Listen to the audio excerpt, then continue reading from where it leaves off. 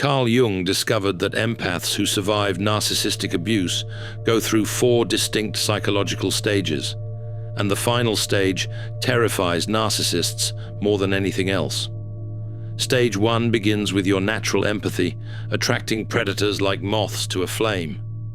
By stage 4, you've become completely immune to their manipulation.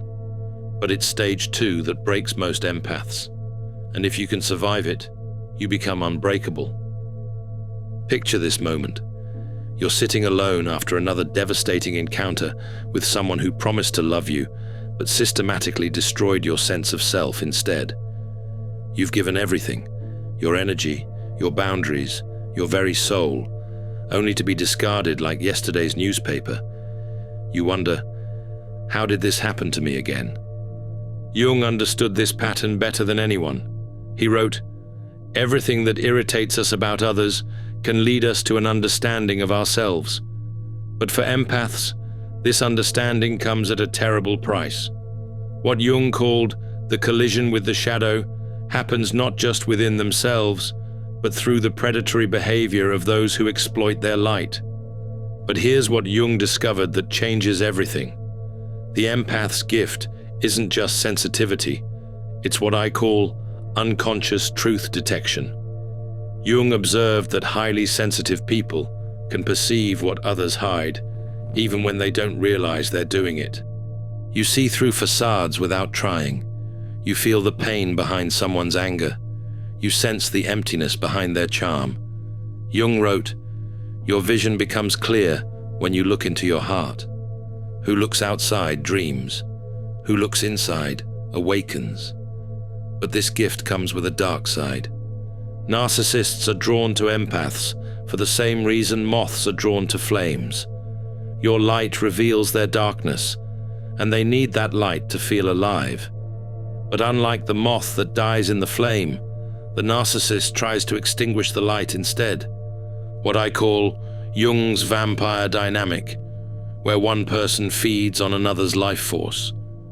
Jung understood this as psychological parasitism, though he used different terms, and empaths, with their natural giving nature, become the perfect prey. Jung identified specific patterns in how predators exploit highly sensitive people, what I call the 4 stages of empathic destruction, but understanding these stages is the key to breaking free from the cycle forever. Stage 1. The light trap. Jung understood that empaths are born with what he called an overflow of libido, not sexual energy, but life energy. This creates what I call the empathic magnetism. You naturally radiate warmth, understanding, and acceptance. People feel safe around you before they even know why. In childhood, this shows up as the kid who comforts others when they cry, who can't stand to see anyone left out, who feels physical pain when witnessing cruelty.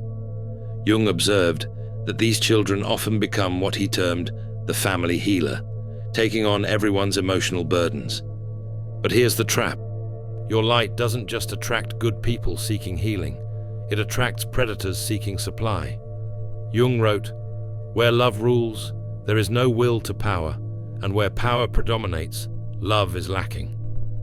Narcissists operate from pure will to power, and your love becomes their feeding ground. The narcissist studies you during this stage. They watch how you respond to sob stories, how you react to their vulnerability, how much you'll give before you start to question. They're not falling in love with you. They're cataloging your weaknesses. What I call the reconnaissance phase of psychological manipulation, building on Jung's understanding of how predators study their targets.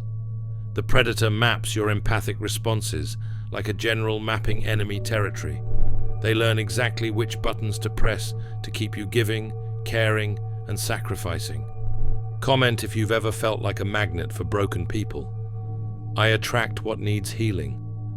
But you don't recognize this as predation because it feels like being needed, being special, being the one person who truly understands them.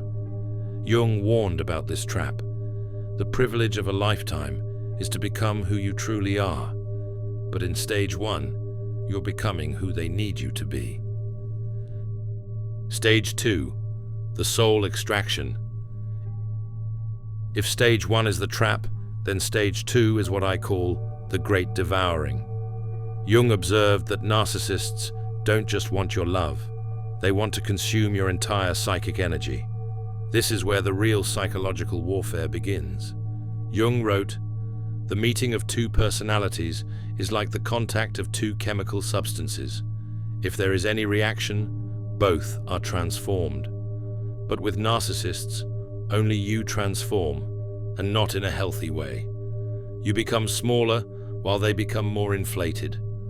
Jung called this projection, but what I call projection bombardment, an overwhelming assault where the narcissist projects all their shame, rage, and inadequacy onto you. Suddenly, you're the one who's too sensitive, too needy, too much. They rewrite history to make you the problem in every conflict. But the most insidious part is what I call empathic inversion.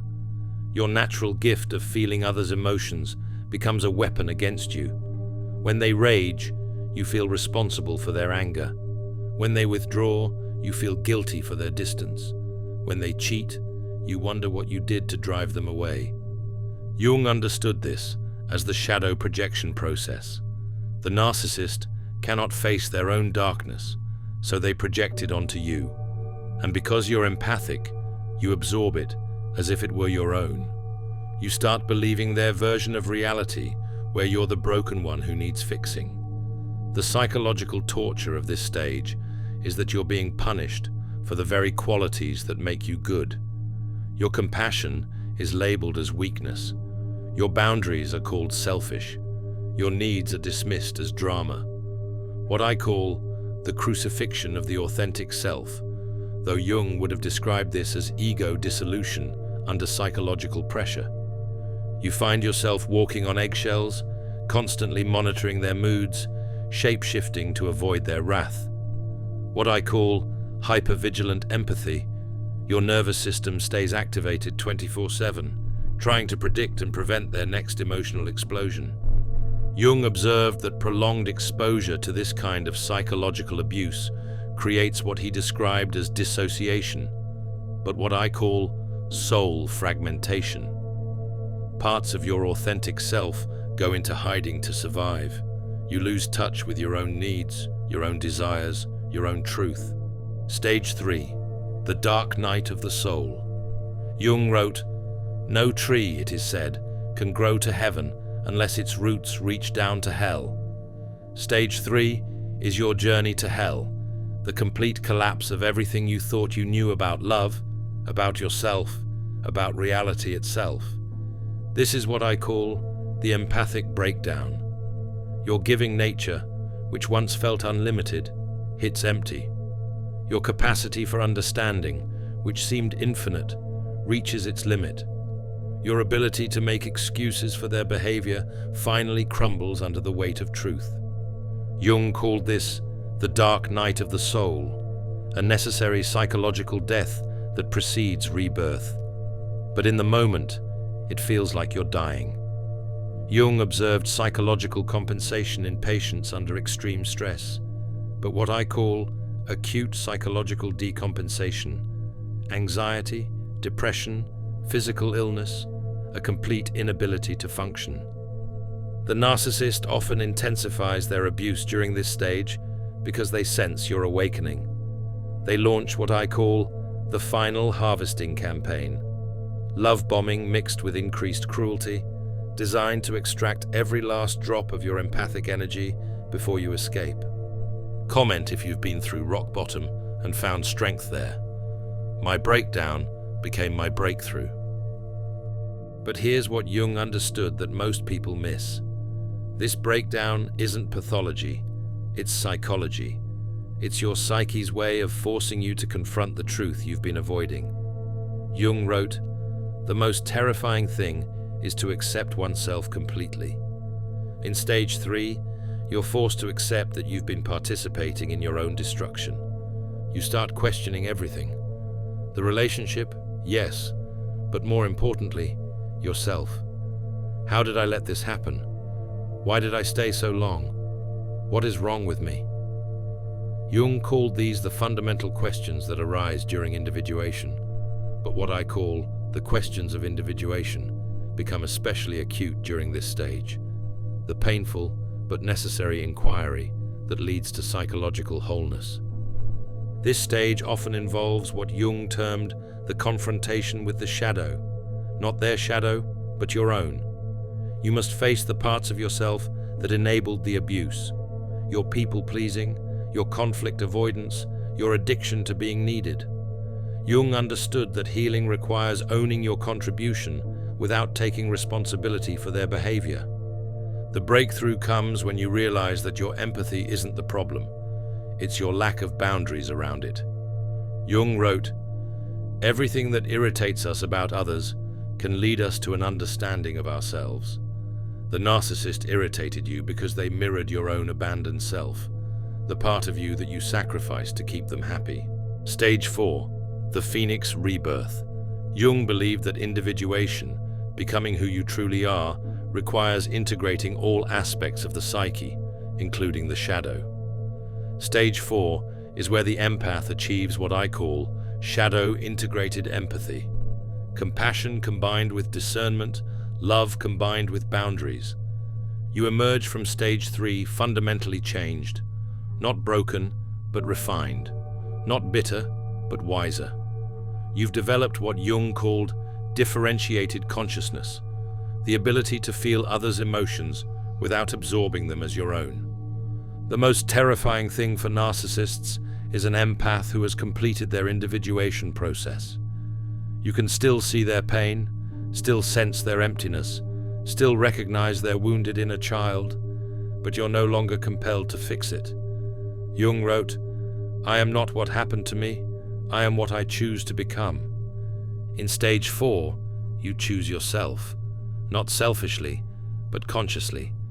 You understand that your empathy is a gift to be protected, not a resource to be exploited. You develop what I call boundaried compassion, the ability to love others without losing yourself.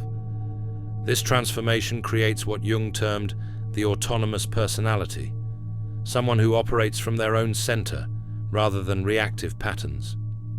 Narcissists can no longer hook you with drama, guilt, or manipulation because you've learned to distinguish between their emotions and your own.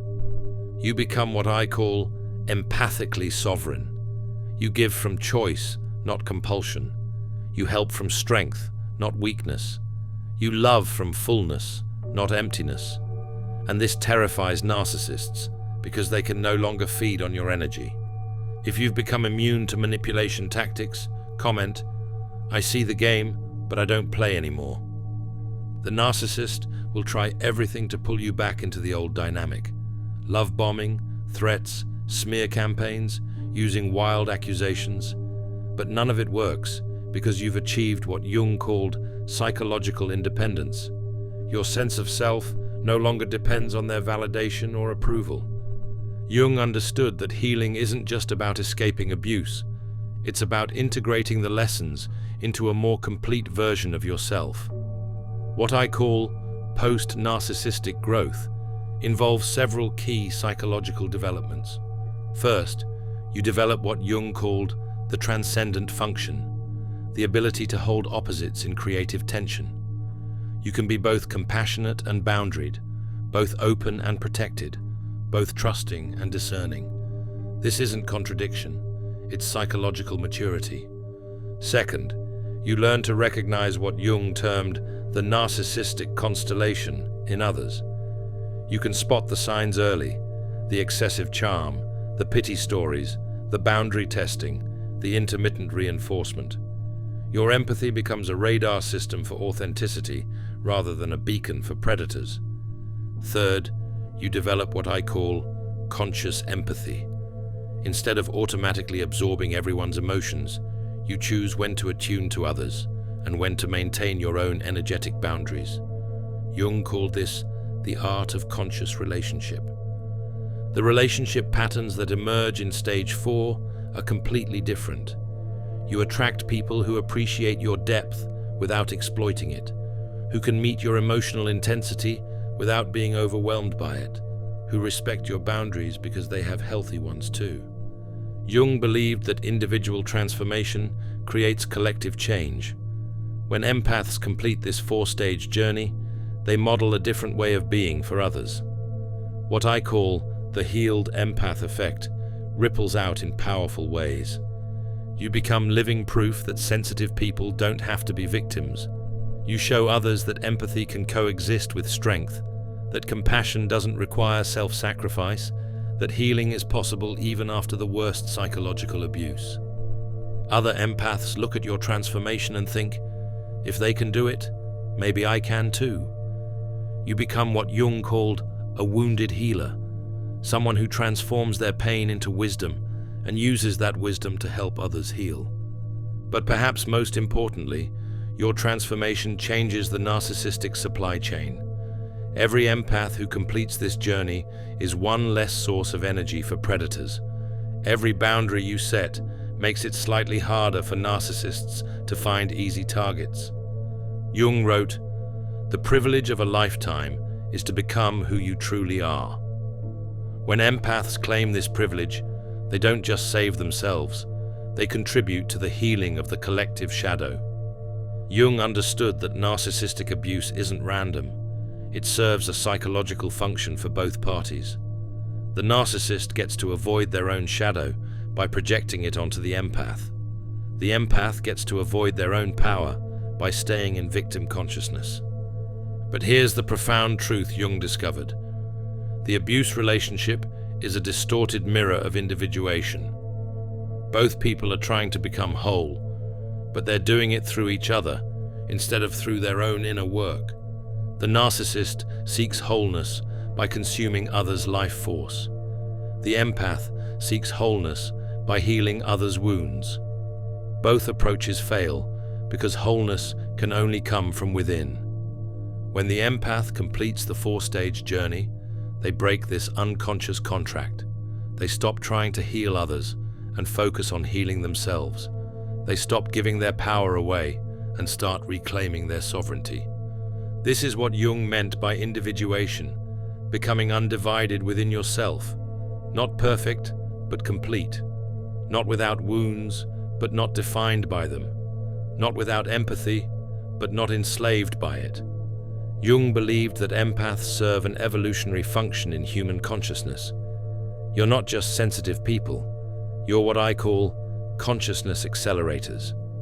Your ability to feel deeply, perceive authentically, and love unconditionally pushes the species toward greater emotional intelligence and spiritual awareness. But this gift comes with great responsibility.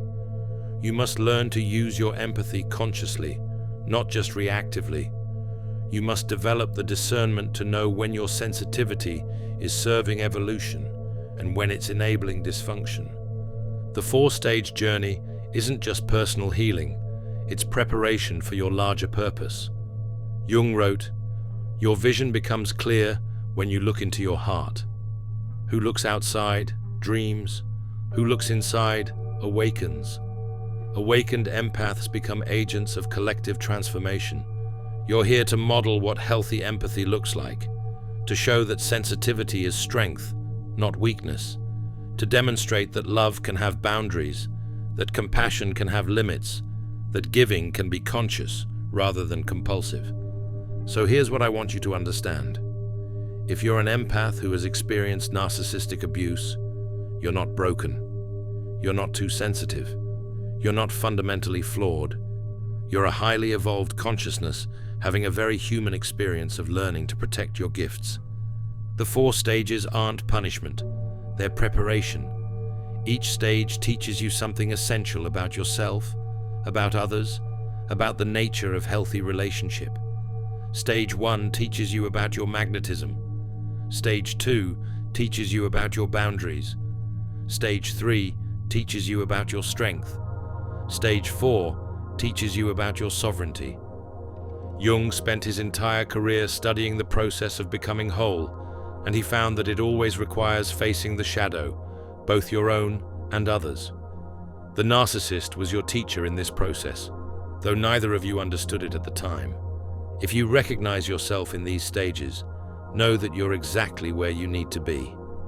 Trust the process. Trust your intuition. Trust that your empathy, properly developed, will become your greatest strength. Carl Jung discovered that empaths who survive narcissistic abuse go through 4 distinct stages. Stage 1, the light trap, where your gifts attract predators. Stage 2, the soul extraction, where they attempt to consume your essence. Stage 3, the dark night, where everything falls apart so it can be rebuilt correctly.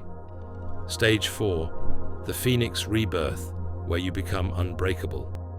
The narcissist taught you the most important lesson of your life, that your empathy is sacred and must be protected. They forced you to develop the very boundaries and discernment that now make you immune to manipulation. Jung's gift to every empath is this understanding. Individuation, becoming who you truly are, is not just possible after abuse, it's the whole point. You didn't go through this journey to remain a victim. You went through it to become a conscious creator of your own reality. If you want to dive deeper into how empaths can reclaim their power and transform their relationships, check out my video on When the Empath Stops, Forgiving, Every Mask Falls, where I explore the revolutionary process of conscious forgiveness and authentic boundaries.